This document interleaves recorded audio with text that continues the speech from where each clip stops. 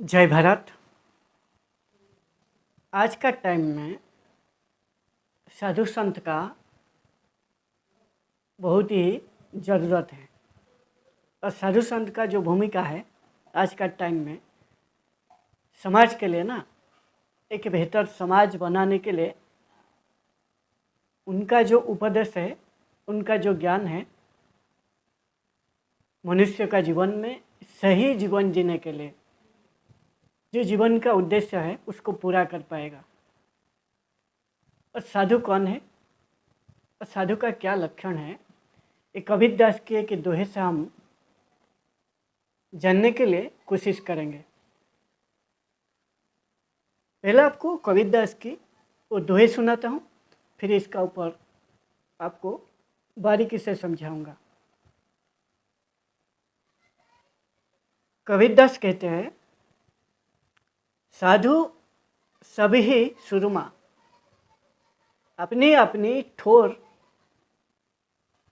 जिन्हें ये पांचों चूड़िया,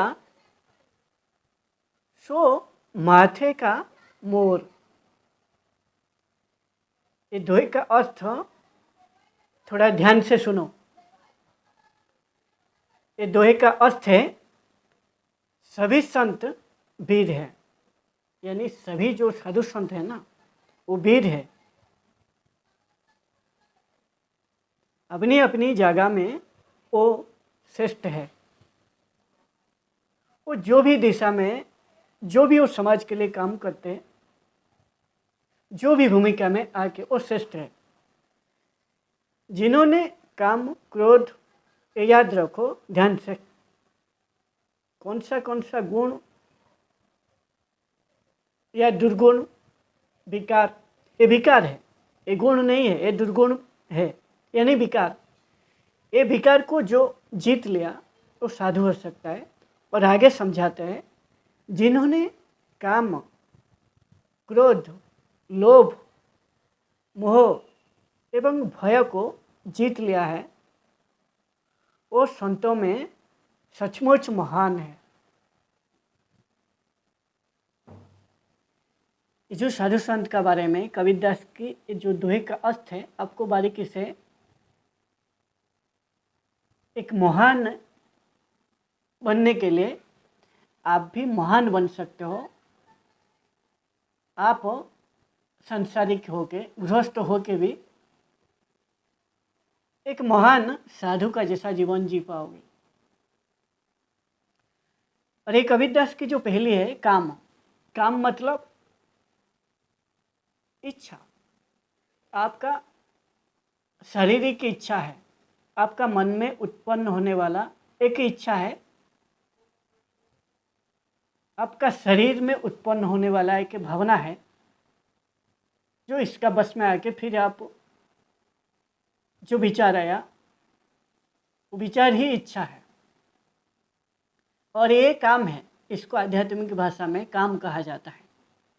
जो व्यक्ति का भीतर जितना विचार बहुत ज़्यादा आता है या बहुत ज़्यादा विचारों पकड़ के रखा है, वो व्यक्ति साधु संत या महान नहीं बन सकता। क्योंकि उसका जो मन है, मन में बार बार विचार आता है। विचार इसलिए आता है क्योंकि अभी तक वो एक सही काम, सही विचार को पकड़ नहीं पाया है। जो सही विचार उसका भला करे और संसार का भला करे, यानी संसार यानी समाज का। समाज में हम जैसा लोग रहते, हमारा भला हो, यानी मनुष्य, उसको मान सम्मान जो भी मिलेगा, धन, ये सभी एक सही कार्य करने से, उसका जो कार्य उसका हित करे और समाज का हित करे, वही कार्य ही उसको सब कुछ प्रदान करेगा। और ये लोगों का जो हित करेगा, इसीलिए लोगों का हित करने से उसको मान सम्मान सब कुछ मिलेगा। इसीलिए जब तक आपका विचार, आपका भीतर बहुत ज़्यादा विचार है, इसका मतलब है आप अभी तक एक भी सही विचार को पकड़ा नहीं है। जब आप एक सही विचार को पकड़ लोगे फिर आप उसको एक्शन में लाओगे। यदि आप एक विचार आया मेरे को बदलना है और मेरे को ऐसे बदल देना है, एक साल में एक खुद का हित करने वाला, खुद का अच्छा करने वाला, खुद का जो व्यक्ति अच्छा करता है, इसका मतलब है वो कोई परिवार का व्यक्ति होगा, वो परिवार का भी अच्छा होगा। और जो परिवार का जो व्यक्ति अच्छा करता है उसका आसपास में जो भी लोग रहते हैं ना, उसका ऊपर भी वो प्रभाव पड़ेगा। और फिर वो समाज का हित करता है और समाज से इसे देश का हित होता है। इसीलिए वो यदि एक सही विचार पकड़ लिया जो खुद का हित करता है, यानी कोई भी एक कार्य ऐसा चुन लिया, बहुत ऐसा कार्य है लोगों का हित करने के लिए, आप प्रशासनिक यानी आप राजनीति में उतर के आप एक अच्छा राजनीतिज्ञ बन के समाज का हित कर सकते हो। आप पुलिस में भी सेवा में जाके आप भी समाज का हित कर सकते हो। हर एक क्षेत्र में जाके आप समाज का हित कर सकते हो और खुद का भी भला होगा वही काम से। और जो काम खुद का भला करता है और समाज का भला करता है वही काम आप चुनना। और यदि खाली आप खुद का भला करने के लिए काम चुनोगे तो आप पशु जैसा जीवन हो जाएगा, कोई फायदा नहीं है। जैसे पशु जीवन जीते हैं, खाते हैं, सोते हैं, फिर खाते हैं, सोते हैं, यही उनका दिनचर्या है। उनका शरीर को खाली बचा के रखना है। लेकिन एक जो इंसान होगा वो पशु से ऊपर उठ जाएगा, यानी वो खुद का भला करेगा, क्योंकि उनको विवेक बुद्धि ज्ञान भगवान दिया है। और आपको विवेक बुद्धि ज्ञान को लगा के आपको पशु से ऊपर उठना है और शरीर से मुक्त करना है।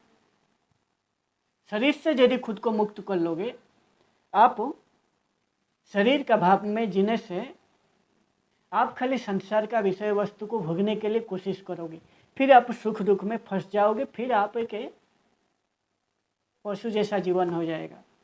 इसीलिए शरीर से ऊपर उठना पड़ेगा। आपको खुद को आत्मज्ञान प्राप्त करना पड़ेगा, यानी खुद को जानना और जान के शरीर से मुक्त कर देना। मैं शरीर नहीं हूँ,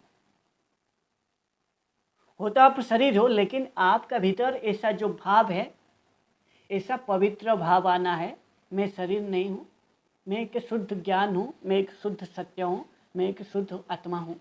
इसी में आपको जीना है। जब आप ज्ञान या सत्य में जियोगे तब आपका भीतर साहस आएगा, आपका ऊपर विश्वास आएगा और आपका जो भय है वो खत्म हो जाएगा। एक साधु का ना भय खत्म हो जाता है, क्योंकि वो सत्य में जीता है, इसीलिए उसका भय खत्म हो जाता है। और यही कबीरदास कहते हैं, भय भी आपका खत्म हो जाएगा। जब आप शरीर से नहीं जियोगे, शरीर का सुख सुविधा आप नहीं सोचोगे, फिर आपका ये जो संसार का विषय वस्तु का प्रति आपका जो लोभ है, जो इतना आपको सता रहा है, मेरे को एक बढ़िया गाड़ी चाहिए, बढ़िया घर चाहिए, बढ़िया बीवी चाहिए, बढ़िया बच्चे चाहिए, बढ़िया, मेरे को सब कुछ बढ़िया चाहिए, जो आपके लोभ है ना, ये लोभ भी आपको नहीं सताएगा। क्यों नहीं सताएगा? आप बारीकी से आप जान पाओगे आपके लिए क्या सही है, क्या गलत है। यानी आपका जीवन के लिए, इस शरीर को चलाने के लिए जो बेसिक नीड है, खाद्य, आपका एक छोटा सा घर, कपड़ा, और ये शरीर को सुस्त रखने के लिए चिकित्सा, यानी आप उसका बाद में शिक्षा। ये जो 5 मूलभूत है,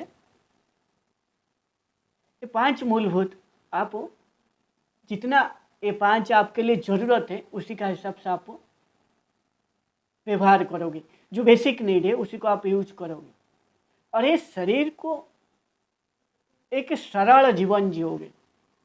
जो व्यक्ति सरल जीवन जीता है उसका जीवन में उठ पटांग नहीं है, ये लेके आ जाऊँ तो मैं बहुत खुश हो जाऊंगा, मैं दिखावा करूंगा, लोगों का सामने मेरे को महान बनना है, लोगों को ये चीज़ खरीद कर ला के दिखाना है, मैं तुमसे आगे हूँ। ये जो भाव है ना, ये भाव आपका खत्म हो जाता है जब आप शरीर से जियोगे। शरीर से जब छूट जाओगे, शरीर से जीने से भाव ज़्यादा आएगा। जब आप ज्ञान सत्य में जियोगे, फिर आपका जो लोभ है वो खत्म हो जाएगा। आप बारीकी से समझ पाओगे, जो भी आपका सामने जो भी विषय वस्तु आएगा, वो एक सुंदर नारी आए या एक कोई सुंदर गाड़ी आए या धन भी आपका सामने आ जाए, धन आपका सामने आ जाए, आप प्रभावित नहीं होंगे, क्योंकि आपको बारीकी से मालूम है जो व्यक्ति धन कमा रहा है वो क्यों कमा रहा है और कमाने का क्या फॉर्मूला है, आपको बारीकी से मालूम हो जाएगा। इसलिए आप कोई भी विषय वस्तु में, प्रकृति में फंसोगे नहीं, आप बारीकी से समझ के उसका पार चला जाओगे, यानी आप साक्षी हो जाओगे। और ये जो साधु संत है ना, ये साक्षी हो जाते हैं, और साक्षी आप तभी हो पाओगे जब आप शरीर से खुद को पहले मुक्त कर लोगे, और इसी का नाम आध्यात्मिक भाषा में मुख्य है। पहले आपको मुख्य करना है, जीते जी पहले शरीर से मुक्त करना, इसी का नाम मुख्य है, पहले करना। ये बात दोबारा बोला ध्यान से। जब पहले आप शरीर से मुक्त कर दोगे, आप शुद्ध ज्ञान शुद्ध सत्य में जियोगे, तब आपका भीतर ना साहस, खुद का ऊपर विश्वास और खुद का शक्ति, खुद का ज्ञान का ऊपर आपका विश्वास आ जाएगा। फिर आप परिस्थिति में फंसोगे नहीं, आप बारीकी से हर एक परिस्थिति को कैसे हैंडल करना है आपको मालूम हो जाएगा। और जो भी आप कर्म करोगे, जो भी कार्य करोगे, जो भी समय में, उस समय में नीति में कर्म करोगे। नीति उसी को कहा जाता है, उचित समय पर उचित जगह में उचित कर्म करने की, ये तीनों की जो कला है, इसी को नीति कहा जाता है। जो नीति शास्त्र जितना है ना, वो साधु संत ना बारीकी से जानते हैं। और नीति शास्त्र आपको बहुत ज़्यादा ज़रूरत आपको कम पड़ेगी पढ़ने की, जब आप सत्य या ज्ञान में जियोगे, पूरा विशुद्ध सत्य में जियोगे। जो भी आप देखोगे आप बारीकी से समझ पाओगे, और बारीकी से समझने के बाद आप जो भी बोलोगे उस परिस्थिति का हिसाब से वो ज्ञान हो जाएगा। इसीलिए साधु संत ना वो बारीकी से परिस्थिति को समझ लेते हैं, और जो भी परिस्थिति के हिसाब से जो भी शब्द बोलते हैं वो बहुत ही विशुद्ध होता है, शुद्ध होता है। और वो पूरा हृदय से, जो हृदय चक्र है, अनाहत चक्र जिसको कहा जाता है, जो हृदय में है, जो कुंडलिनी है, हृदय से वो निकलता है। और ये कंठ से विशुद्ध जो चक्र इधर है कंठ में, वो विशुद्ध हो जाता है वो शब्द, और वो शब्द का प्रभाव ना बहुत ही गहरा पड़ेगा जो भी परिस्थिति में बोलेगा। इसीलिए आपको पहले शरीर से मुक्त करना है, और एक ही जो व्यक्ति का 4 उद्देश्य है, पहला उद्देश्य आपको मुख्य करना है शरीर से जीते जी, और दूसरा जो है अर्थ। आप अर्थ यानी धन जो भी आप कमाओगे वो सही कमाओगे, आप पूरा सत्य में, यानी जो भी आप जगह में रहते हो उसका हिसाब से जो भी आइन कानूनी है सत्य में जाकर आप धन कमाओगे। इसीलिए आपका डर भय खत्म हो जाएगा, ये जो धन मैं कमा रहा हूँ ये गलत तरीका नहीं है। इसीलिए उस अर्थ को भी जब आप सही से कमाओगे, सही काम चुन के, उसका सही जगह में भी आप व्यवहार कर पाओगे। खुद के लिए जितना ज़रूरत है उतना आप यूज करके बाकी उस धन को भी आप सही जगह में व्यवहार कर पाओगे। लोगों का हित करने के लिए हो सकता है आप एक कंपनी खोल दोगे, या आप कोई अच्छा सा जो कंपनी का स्टॉक है उसको भी खरीद कर उसमें आप निवेश कर दोगे, या कोई ज़मीन खरीद कर आप उसमें घर बना के न्याय में धन भी कमाओगे।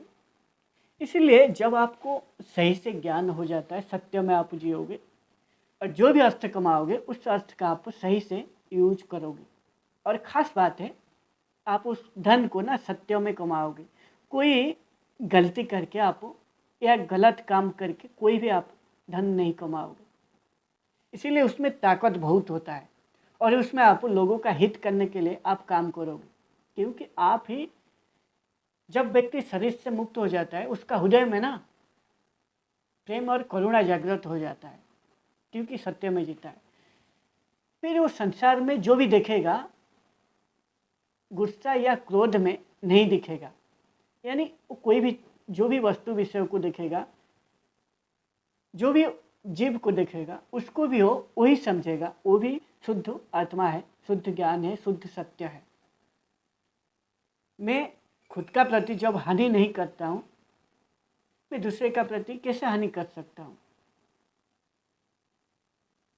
इसीलिए उसका हृदय में प्रेम करुणा जागृत होने का साथ, और जो भी कार्य करता है, जो भी करेगा वो कार्यों में वो डूब जाएगा, वो कार्यों में भी उसका जो प्रेम है वो दिखाई देगा।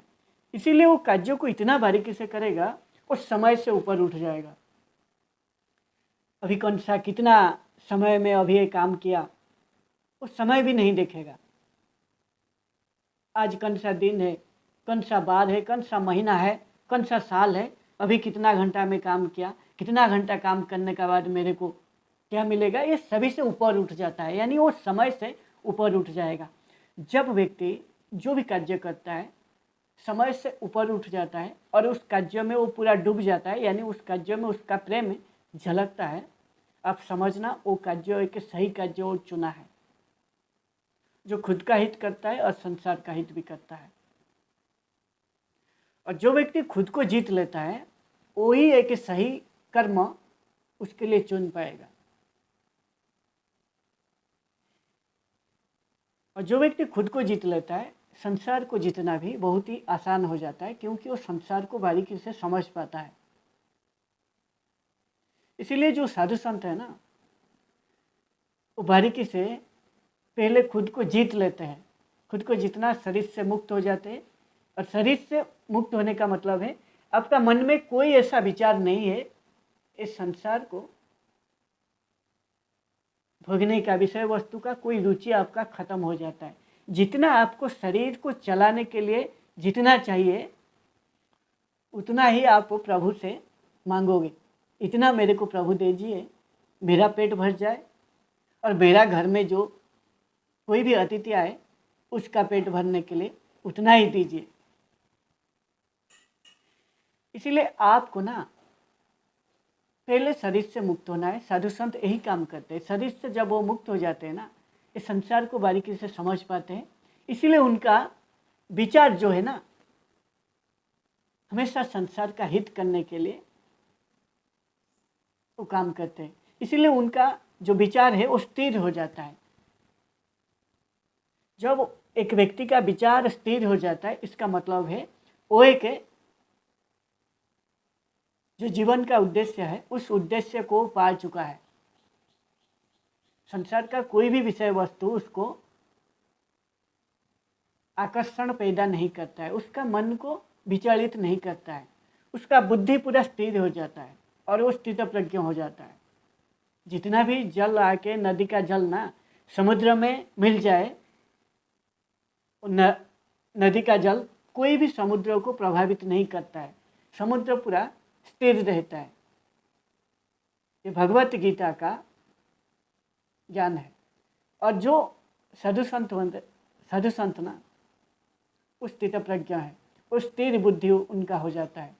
और स्थिर बुद्धि आपका तभी होगा जब आप सुख दुख से ऊपर उठ जाओगे और आपका आशा निराशा ये दोनों से आप ऊपर उठ जाओगे। यानी कोई भी व्यक्ति से कुछ पाने का, यानी संसार से कुछ पाने का आपका कोई आशा नहीं रहता है। संसार में व्यक्ति रहते, सभी रहते, इसलिए जब आपका आशा खत्म हो जाता है किससे कुछ पाने का, और आप दुख भोगते हुए भी आपको निराश नहीं करेगा।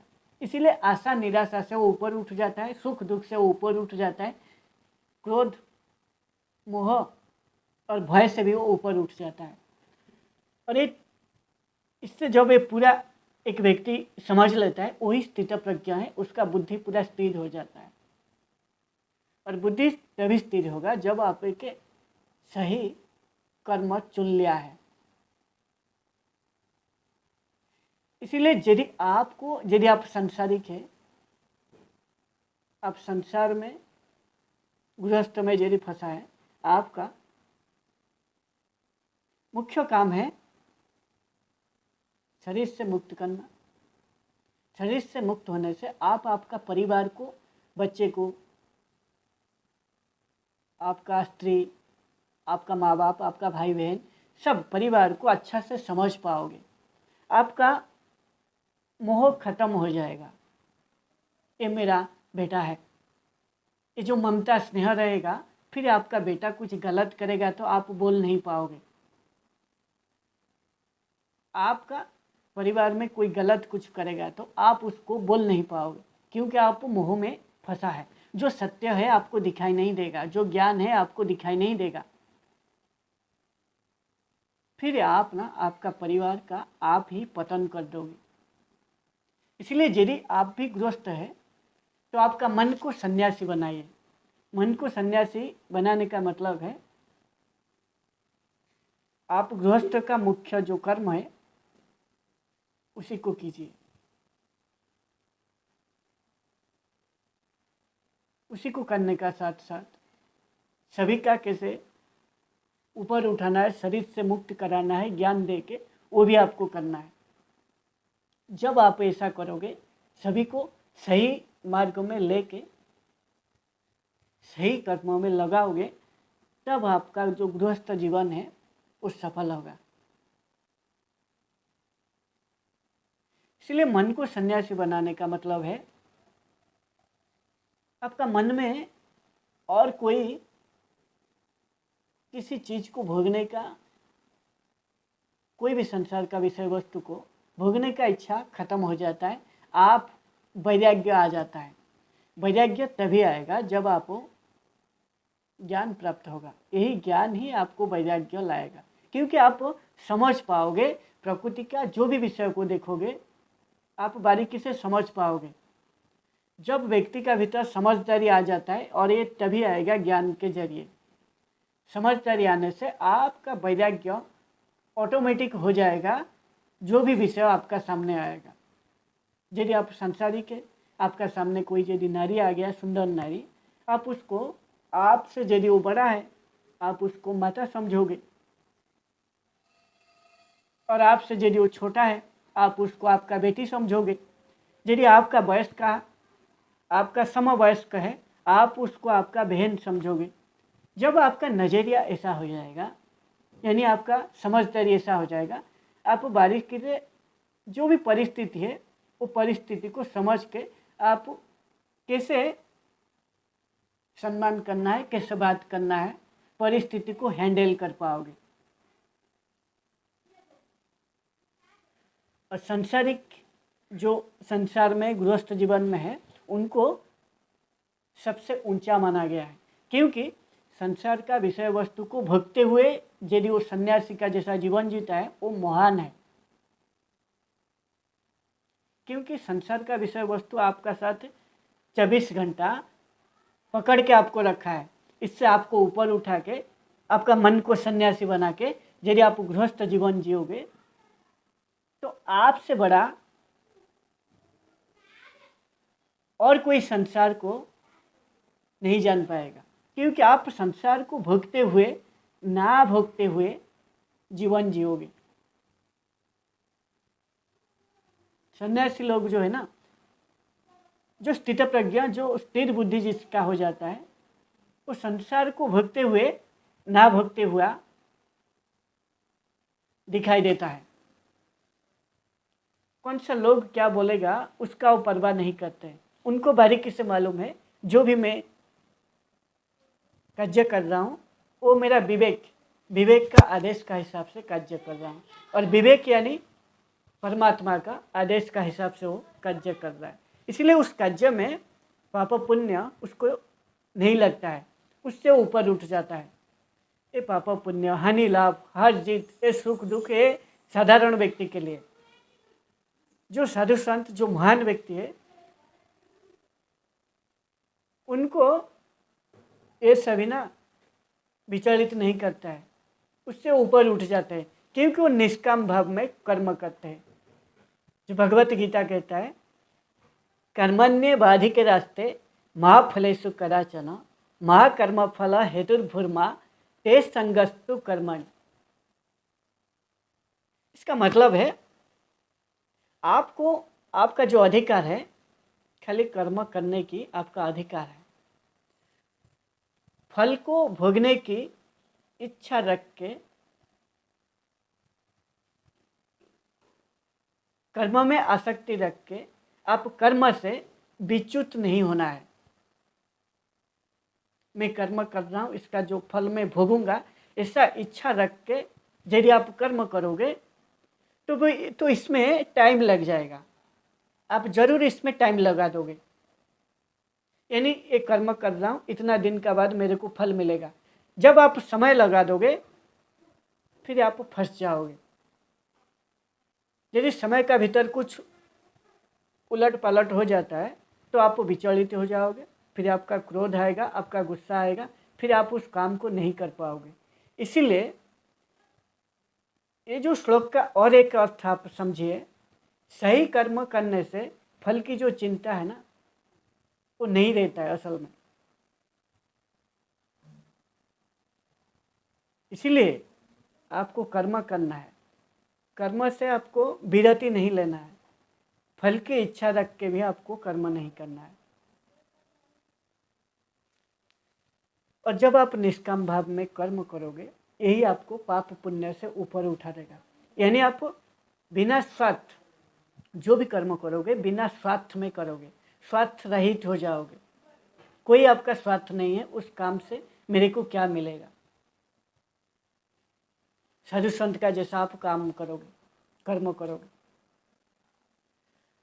और ऐसा जो जीवन जो जीता है वही उसका जीवन को महान कर पाएगा। और यही कबीरदास कहते हैं, काम क्रोध, क्रोध आपको कैसे आता है? क्रोध एक विचार आया, उस विचार को लेकर आपका मन में जो काम वासना है, जो भी विचार आता है, उस विचार को लेकर यदि आप नहीं पाते हो वो चीज़ यदि नहीं आता है, आपको क्रोध आता है। क्रोध जो आता है ना समझे, आप समझ नहीं पाते हो आप परिस्थिति क्या चल रहा है, आपका भीतर आप कुछ बना के रखे हो जिसके कारण आपको क्रोध आता है। विषय को जब विचार आया, विषय को भोगने का, जब आप भोग नहीं पाते हो, जब आपको नहीं मिलता है, वो क्रोध आता है। इसलिए क्रोध से आपको ये समझ, जब आप परिस्थिति में फंसोगे नहीं, हर परिस्थिति से आपको जीत लोगे, तब आप क्रोध से ऊपर उठ जाओगे। और क्रोध जो समझ पाता है उसको कभी क्रोध नहीं आएगा, क्योंकि हर परिस्थिति में कैसे हैंडल करना है उसको बारीकी से मालूम है। और जो साधु संत हैं वो बारीकी से खुद को जीत लेते हैं। जो शरीर में जीता है, कोई कुछ बोल दिया तो आपको, आप मोटा है, पतला है, ऐसा भी आपको कोई बोल देगा, आप क्रोध करोगे, हाँ मेरे को बोला, मैं ऐसा नहीं हूँ, ये क्रोध हो जाएगा आप। यदि आप समझ जाओगे मैं तो ऐसा नहीं हूँ, मैं तो ठीक हूँ, आप शरीर में जीत जियोगे, फिर आपको लगेगा हाँ मेरे को बोला, मार दूंगा उसको। ये क्रोध आएगा। इसलिए आपको समझना है, वो थोड़ी मैं हूँ, मेरे को बोला मैं तो शुद्ध ज्ञान हूँ, शुद्ध सत्य हूँ, आत्मा हूँ, मैं तो ठीक हूँ। जो बोला वो अज्ञान में बोला, उसका वो परिस्थिति को समझ नहीं पाता है, इसीलिए वो बोला। वो खुद का कुछ बना के रखा है उसका दिमाग में मेरे बारे में, इसीलिए बोला। आप समझ जाओगे, इसलिए आपका क्रोध ना खत्म हो जाता है। और जो शरीर में जिएगा और जो भी कोई कुछ भी बोलेगा उसको लगेगा, इसलिए कोई बोलेगा उसको लगेगा। और कुछ पाने का दूसरे से इच्छा रहता है, बसना रहता है, इसीलिए जब वो नहीं मिलता है क्रोध आता है। आशा में जब रहेगा ना, आशा निराशा में ये क्रोध आएगा। इसलिए आशा निराशा से आप ऊपर उठना है। आप स्थिर बुद्धि वाले हो गए हैं, आपको कैसे क्रोध आएगा? आपको तो कोई हिला नहीं पाएगा। और साधु संत को इसलिए कोई हिला नहीं पाता है, उनको क्रोध को वो जीत लेता है। और ये ऐसा जो आदमी जीता है ना, सचमुच वो महान बनेगा। और जो जीवन का चार उद्देश्य है, पहले मुख्य आपको होना है, शरीर से मुक्त होना, इसी का नाम मुख्य है, ये उपनिषद का ज्ञान है।